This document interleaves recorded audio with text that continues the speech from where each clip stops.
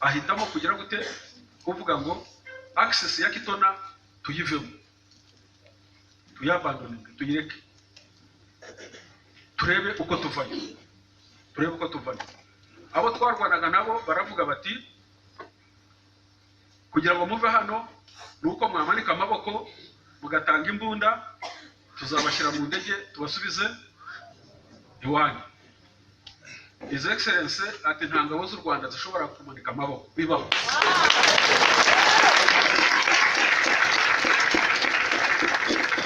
Tuguhaye ikaze kuri Rwanda Star TV. Niba utarakanda subscribe kandaho none amakuru yizewe kandi acukumbuye atazajya gucika. Nanjye ndagushimiye cyane rero nimba ukoze subscribe, ndagushimiye cyane nimba uduteye inkunga yawe, ni byiza cyane. Reka tujye twibanira mu biganiro bigiye bitandukanye.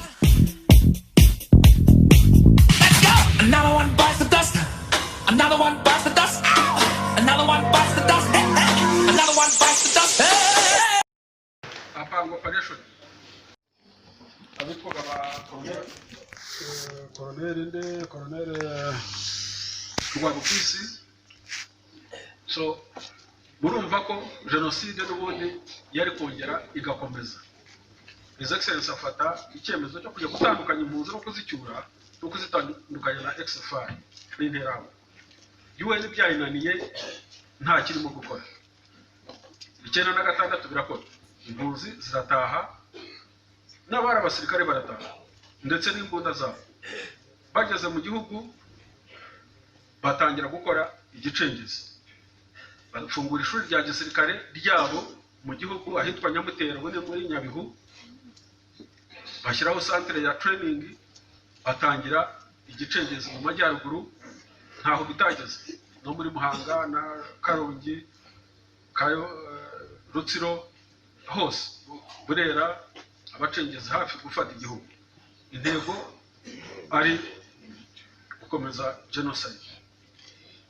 Ibyo rero byasabye ko nyine ingabo z'u Rwanda zikomeza zikajya muri Kongo, kubera ko Kongo n'ubundi niyo yari ishyigikiye ibyo byose.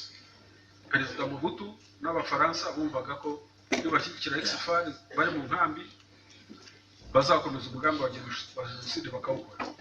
Nuko ingabo z'u Rwanda zagiye muri Kongo 1996 zicyura abaturage, ariko zikomeza muri Kongo zirwana na Mobutu na XFR kugeza aho ingabo z'u Rwanda zakuriyeho Mobutu. Ari naho bavuga ko twayoboye ingabo za Kongo kuko twari tumaze gukoraho Mobutu, uwo twashyizeho Kabila yari ataragira ingabo yari afite n'iziriya twamutrainingiye n'izindi z'aba XFR ba Mobutu twashyize hamwe. Rero twagombaga kuziyobora kugira ngo tuzimutunganyirize mu mwaka wose.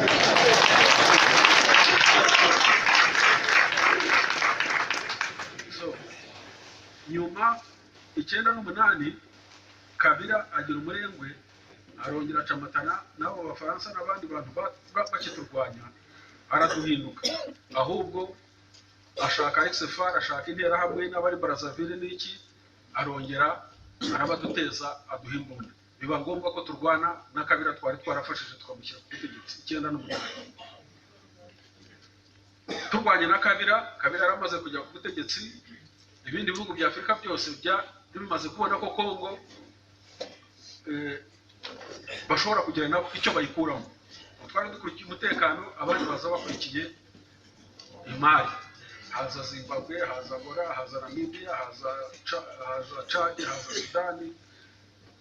Ubwo bavanga n'interahamwe na XFR na za Mai n'ibindi. Uko nguko twarwanye. Muri uko kurwana nabo kandi twaramaze kuva muri Kongo 1998, His Excellency asanga ahari ikibazo gikomeye cyane ari Kinshasa, ari naho imigambi yose yacurirwaga. Aravuga ati Kinshasa tugomba gusubirayo. Kuva hano mu Rwanda ujya Kinshasa 1996 twari twaratwaye amezi 7 turwana n'amaguru kugera Kinshasa. Aravuga ati kugira ngo turwane n'amezi 7 yandi kugera Kinshasa ni kure cyane, reka dushake apanga operation y'inzira y'ubusamo. Ategeka ko ingabo z'u Rwanda zijya kuri Goma, zigafata indege ya Air Zaire, zikayihajakinga, zigashyira abapilote kuri gun point, bakadutwara ku kibuga cyitwa Kitona.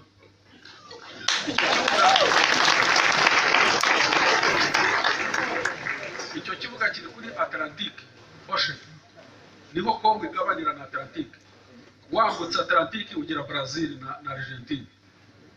So Kitona ni ikibuga cyari cyarubatswe n'Abanyamerika muri Cold War, ya ntambara y'ubutita. Ni ikibuga kinini cyane, twari tukizi, tuzi n'abasirikare bahari kugira twari twarayoboye Kongo, tuzi imbaraga bafite, tuzi n'izo badafite. So abasirikare bacu bajyamo mu ndege, abapilote babashyira kuri gun point, bababwira ko bajya Kitona. Abasirikare bacu bageze Kitona bararandinga, batangira kurwana n'abasirikare ba Kongo.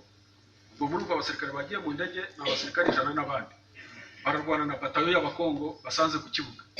Abasirikare bacu bafata ikibuga, barabanesha, bafata ikibuga. Abandi bose bagenda babasangayo. Aho ngaho kuva Kitona ufata Kinshasa hari hafi, si kimwe no kuva mu Rwanda ujya Kinshasa, kuko kuva mu Rwanda ujya Kinshasa ni ibirometero 2000, ariko kuva Kitona ujya Kinshasa nibura 500. Ubwo murumva ko ari hafi.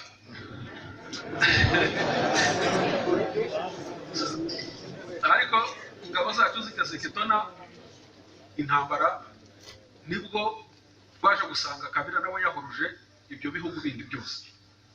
Murumva ibyo bihugu bindi byose tugejeje abasirikare bakeya, ni batayo 2 zirarwana n'ibyo bihugu byose navuze hafi 8. Ariko aho turwanira ni ahantu hanini cyane. Ubwo izindi ngabo zacu zirinjira nazo zirarwana muri Katanga, zirarwana muri Kasai, zirajya Kisangani. Izindi ziracyari Kitona. Izari Kitona zirarwana zigera mu mujyi wa Kinshasa. Ariko kubera ko haje mu bindi bihugu nkangora, buriya Kitona ni ibirometero 15 kugera muri Angola. Ubwo nuko Angola mu gihe hije mu ntambara yahise za ku kibuga. Ubwo ingabo zacu zariyo zibura supply, nta masasu zikibonye, nta miti zikibonye, nta zindi ngabo zigishoboye kubona. Ubwo His Excellency ahitamo kugira gute kuvuga ngo access ya Kitona tuyivemo, tuyabandone, tuyireke, turebe uko tuvayo. Abo twarwanaga nabo baravuga bati kugira ngo muve hano nuko mwamanika amaboko mugatanga imbunda, tuzabashyira mu ndege tubasubize iwanyu. His Excellency ati nta ngabo z'u Rwanda zishobora kumanika amaboko, bibaho.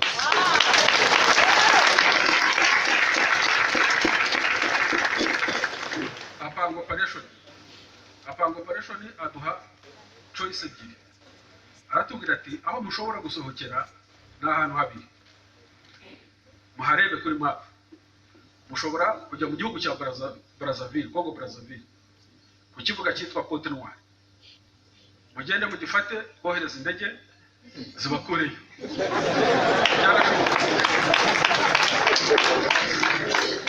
Cyangwa se tumukore reconnaissance, murebe ikibuga muri Angola kiri hafi, mugifate twohereza indege zibakureyo. Natwe turakireba, zari ibirometero 200 kuva aho twari turi. Ariko ubwo imbere n'inyuma turarwana, turagoswe. Ariko ubwo twahinduye military tactics, tukirwana conventional warfare, duhindura muri guerrilla warfare. Kandi guerrilla warfare turabahanga bayo.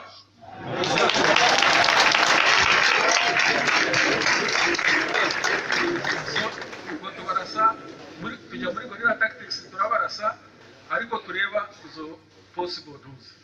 His Excellency aduhitiramo kujya muri icyo kibuga cya Angola, muri Angola cyitwa Makera de Zone.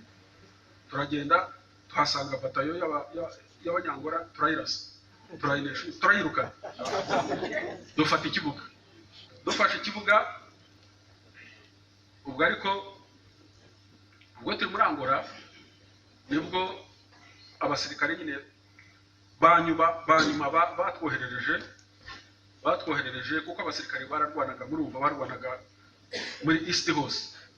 Ubwo nibwo twinjizaga abasirikare benshi bavuye mu gicengezi bataramenyera, abanyuma bari bampaye n'abasirikare bavuye mu gicengezi, ariko barwana neza pe, barwana neza nta kibazo, abana barwana neza. Ibyagoranye gusa ni ukubashyira muri iyo ntuza yo kumenya kurwana mobile gorilla warfare, ariko iyo bayobora nta kibazo abasirikare turwana neza. Tujya muri Angola gufata icyo kibuga, dufashe icyo kibuga haba ikibazo cy'ikirere, kuko ntabwo bashoboraga kutwohereza indege ku manywa, kuko ikirere cyose zabaga ari indege z'Abazimbabwe n'Abanamibiya n'Abasudani, ni ukuvuga ko ku manywa bitashobokaga.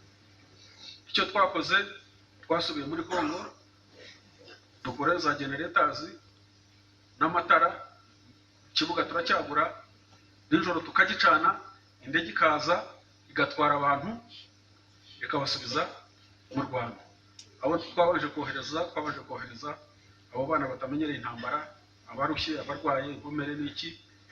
Ikibazo ngo urabahize kiba ubwo aho ngaho tugaterwa tukarwana kuri icyo kibuga, ariko turahagura tukarwanira nko mu birometero 100 uvuye aho ngaho. Ikibazo kiza kuba umugabo warwanaga na Angola icyo gihe witwa Savimbi, yohereza ingabo ze, ahageze ati mwebwe ntimushobora kuva hano, ati indege yongera kuza hano ndahirasa, ati keretse mwemeye mukamfasha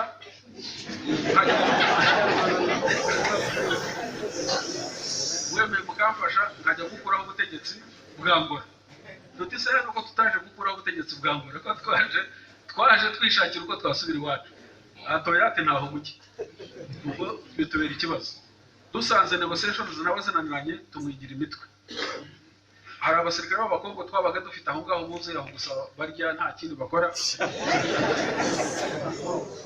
Tuza kwereka kamanda we, turamwereka tumujyana muri metero 80, tuti abo basirikare bose b'Abanyarwanda barahanga, dufatamo kamanda umwe wacu na paratuni umwe y'Abanyarwanda, tuti dore abangaba nibo bagiye gufata axe, mu gitondo turatangira operation. Tutizana abasirikare babo ngo tubajyana muri metero 80, tubwira wacu tuti n'ibyasa neza ejo wirukanke ubuhamusiguze ku kibuga. Ubwo ariko ikibazo kikaba kuko twari abasirikare 1750, uko tugenda indege buri joro iza mu gicupu itwara abasirikare, turasigara bakeya, kandi uko dusigara bakeya niko turwana kugera ku munota wa nyuma. Ubwo murumva ari ingorabahizi. Icyo twakoze baravuze tuti abasirikare bato bose bagomba kugenda, abari busigara inyuma bakagenda nyuma, ni commanders twebwe. Buri mu kamanda wese atoranye umusirikare azi ngo ni umurwanyi, asigarane nawe, ku buryo n'ibinanirana dusigaye turi bukwirwa mu ndege imwe abasirikare 110, tuzafata inzira tugende turwana goreraho mpaka tuzagire mu Rwanda amezi 7 cyangwa 8. Ariko by'amahirwe uwo mukamanda twasigiye abo bandi bo kwa Savimbi, indege ya nyuma araza tuyijyamo twese, tuva hari n'abakongo twazanye bakeya, tuvayo turaza tugera mu Rwanda, nta musirikare wacu n'umwe dusize muri Kongo cyangwa se